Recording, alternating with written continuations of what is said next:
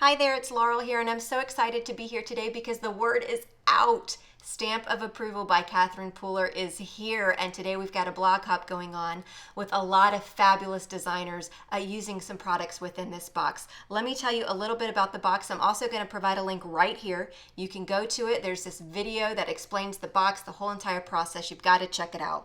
But this is an exclusive box called Stamp of Approval. It's exclusive because Catherine Pooler herself handpicked all of the designs. She worked with some favorite brands that she admires, and they came together and created this exclusive collection just for you. In this particular box, we've got 3 stamp sets, 4 dies, some embellishments, and a beautiful stencil. You can mix it up with what you already have in your stash. You can take the contents of the box and create numerous cards with just the contents in the box, but you can also mix it up with what you've got. The box also comes with the downloadable PDF, so there are a lot of project ideas for you. I'm super duper excited about it. She released it last, maybe a week ago, I can't even remember, and sent it out there for you to go and get added to the wait list. And I can tell you the response that she received to everyone who joined the wait list. It's like so cool. I'm so excited about this whole entire thing. So be sure to click this link right here. It's going to take you over to the blog and over to the store where you can see exactly what it is, how it came about, how you can get your hands on it. But I will tell you that this box is while supplies last. So once it's gone, it's gone. It's adios. So don't hesitate if it's something that you're interested in. Also, for the blog hop, one lucky commenter is going to win one of these boxes, I'm telling you. So be sure to leave comments on all of the hoppers. Just one comment for blog post, please, and one person's going to win this box. So anyway, enough about that. I'm going to share with you the card that I'm going to make today with some of the products from the box. I decided to keep my card simple and focus on some simple techniques. And I'm going to start with this stamp set. This is the Girlfriend stamp set from the box, exclusive to the box. Can't buy it yet anywhere else. And I'm going to go with this Love Ya stamp set. I love it. I love the font. I love the size. And as soon as I saw it, I knew I wanted to create like a rainbow color. So I'm going to go ahead and ink that up with some Versamark ink, which is a clear sticky ink, because I'm going to do some heat embossing. I've got some colorful embossing powders by Zing, and I'm going to sprinkle those on and create a multicolored embossed sentiment there. So I'm just going to go in, sprinkle on my embossing powder, flick off the excess, and funnel it back into the jar. So again, I'm going to sprinkle it on, flick it off the paper, flick any of the excess off, and funnel it back into the jar. And I'm going to continue to do this until I get all those colors down and my whole entire sentiment is covered with embossing powder. If you don't have embossing powder, if you don't want to do this, you can use some markers or some ink pads and create a rainbow sentiment using your markers or ink pads. It's really whatever you want to do to recreate this with whatever products you have in your stash. So once I get the sentiment completely covered, we're going in with this last color here. I'm going to go ahead and heat set it with my heat tool. Now the key to getting a good embossed image is to allow your heat tool to heat up for a good 15 to 20 seconds if you can. Because when you do that and you take it to the paper after it's heat up, it's going to put out a nice even amount of heat, and it's going to heat emboss faster because it's already warmed up. So that's my tip to you with heat embossing. So now that I've got that embossed, I'm going to set it to a side to cool off. I also love that the dimension that the embossing leaves behind as well. And now I need to pair it up, put a sentiment with it. And there's so many fun sentiments in this stamp set. I chose to go with the one that says no matter what, because I'm going to give this to my son, because I love him no matter what he does. Sometimes he makes some questionable choices, as any kid would, and I want him to know that I'm always going to love him no matter what. The same with Lily, but she's not old enough to read or get a card without tearing it up.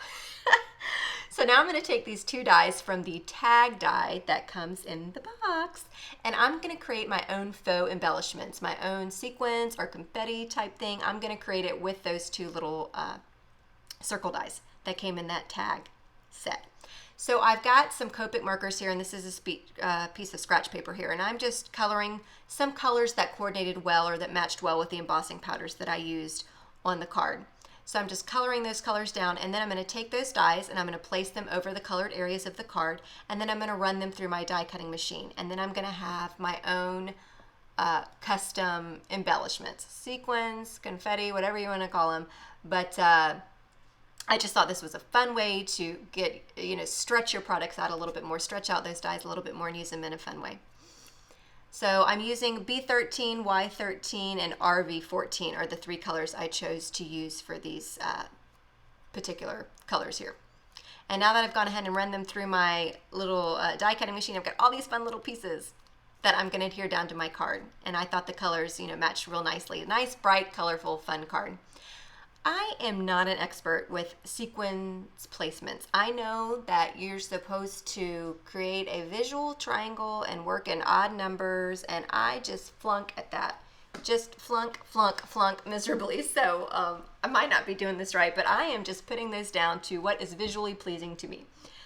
And once I get all that situated, it's easy to adhere. I'm going to use this glue pen by Martha Stewart. And I'm just going to take a little dot, put a little dot of glue down and then put the faux embellishment that we made with the paper over the top. It's easy to adhere this versus the sequins because this is just paper. So again, I'm going to create a little dot of glue. Then I'm going to adhere the faux embellishments right over the top of that. And I'm just going to continue to do that and put those down. And then we're almost going to be done. All right, you can see I switched over to my quick stick. I got rid of the tweezers and moved on to my quick stick to help me put those down. Okay, so now I'm going to go ahead and adhere that down. I've got a nice charcoal colored card base there that I trimmed down to 4 1/4 by 5 1/2 top folding card. The panel that we're working off of is 4 by 5 1/2. So I'm going to adhere that down right in the center, and it's going to leave a border to the left and the right. And I just love having that little tiny bit of that charcoal peeking through to the left and right of the card. And we're almost done, I promise. I thought there was a little bit too much white space and I wanted to tie into that charcoal background. So I'm gonna go in with this Sukaneko spray. It's a textured spray.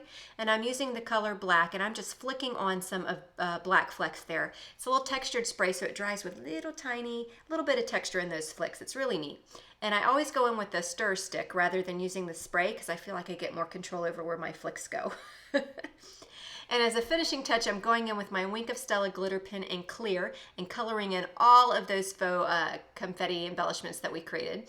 And that's it. That's the card. So again, be sure to check out, I'm going to post right here the link. You can go check out the stamp of approval. There's a great introductory video over there that will tell you all about it.